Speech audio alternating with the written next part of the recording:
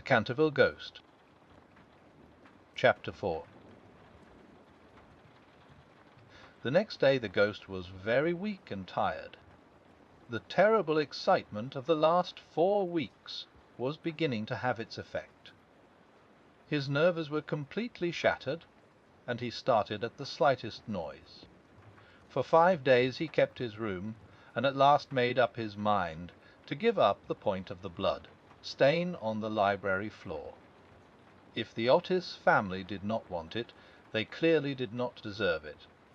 That they were evidently people on a low, material plane of existence, and quite incapable of appreciating the symbolic value of sensuous phenomena.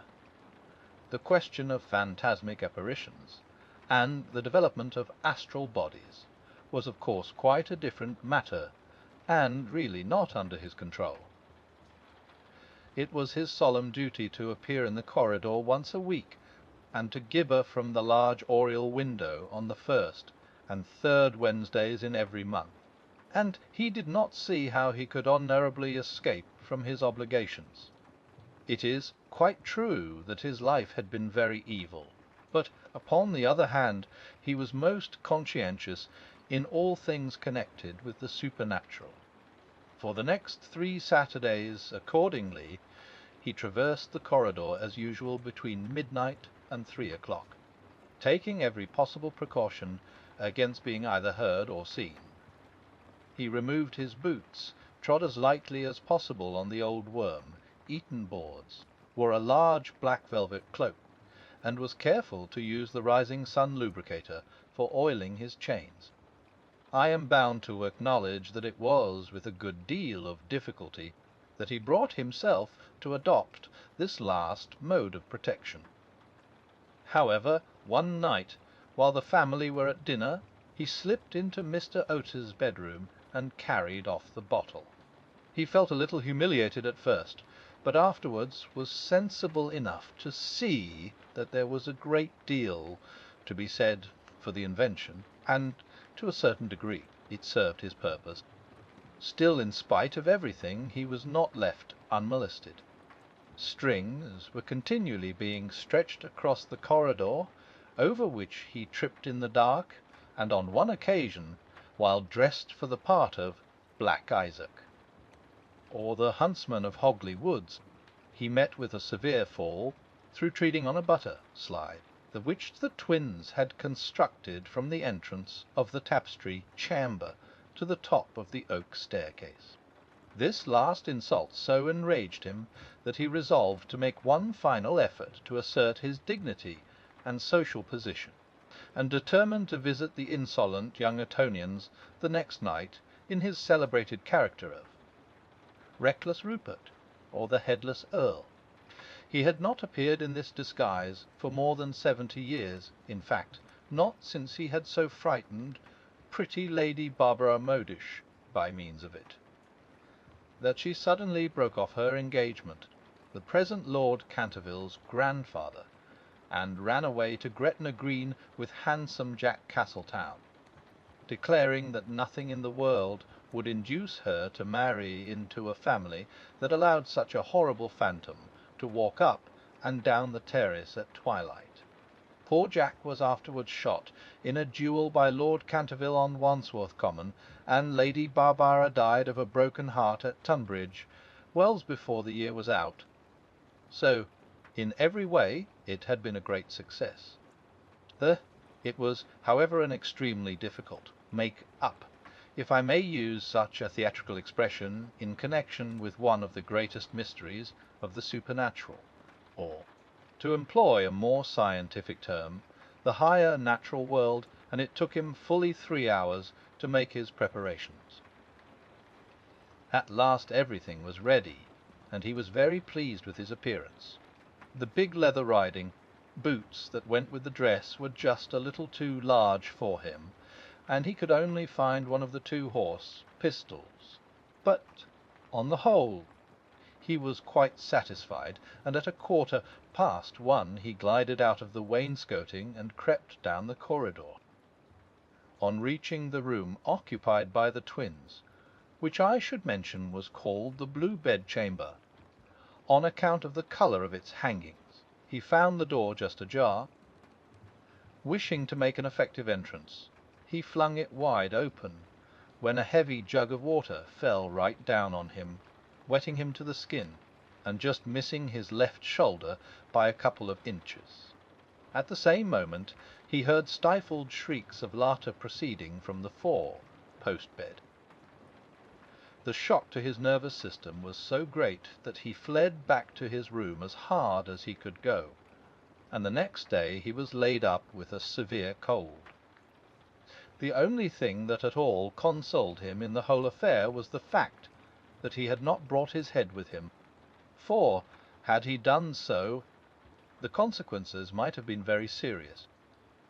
He now gave up all hope of ever frightening this rude American family, and contented himself, as a rule, with creeping about the passages in list slippers, with a thick red muffler round his throat for fear of draughts, and a small arquebuse, in case he should be attacked by the twins. The final blow he received occurred on the 19th of September. He had gone downstairs to the great entrance hall, feeling sure that there, at any rate, he would be quite unmolested, and was amusing himself by making satirical remarks on the large Saroni photographs of the United States Minister and his wife, which had now taken the place of the Canterville family pictures. He was simply but neatly clad in a long shroud, spotted with churchyard mould, had tied up his jaw with a strip of yellow linen, and carried a small lantern and a sexton's spade. In fact, he was dressed for the character of Jonas the Graveless, or the corpse snatcher of Chertsey Barn, one of his most remarkable impersonations, and one which the Cantervilles had every reason to remember, as it was the real origin of their quarrel with their neighbour, Lord Rufford. It was about 2:15 in the morning, and, as far as he could ascertain, no one was stirring. As he was strolling towards the library, however, to see if there were any traces left of the blood stain, suddenly there leaped out on him from a dark corner 2 figures, who waved their arms wildly above their heads, and shrieked out, "Boo!" in his ear. Seized with a panic, which under the circumstances was only natural, he rushed for the staircase, but found Washington Otis waiting for him there with the big garden syringe, and being thus hemmed in by his enemies on every side, and driven almost to bay, he vanished into the great iron stove, which, fortunately for him, was not lit, and had to make his way home through the flues and chimneys, arriving at his own room in a terrible state of dirt, disorder, and despair. After this he was not seen again on any nocturnal expedition.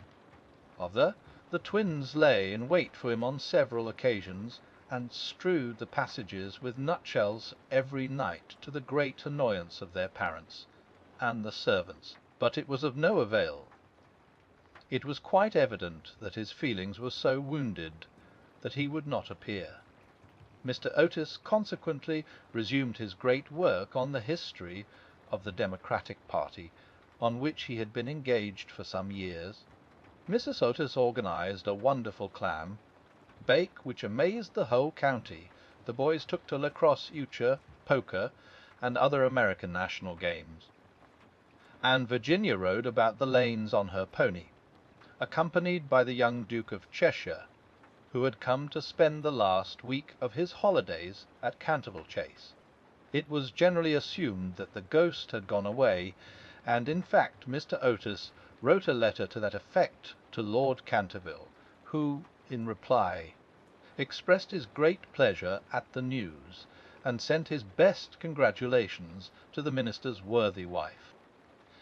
The Otises, however, were deceived, for the ghost was still in the house, and though now almost an invalid, was by no means ready to let matters rest, particularly as he heard that among the guests was the young Duke of Cheshire, whose grand uncle, Lord Francis Stilton, had once bet 100 guineas with Colonel Carberry that he would play dice with the Canterville ghost.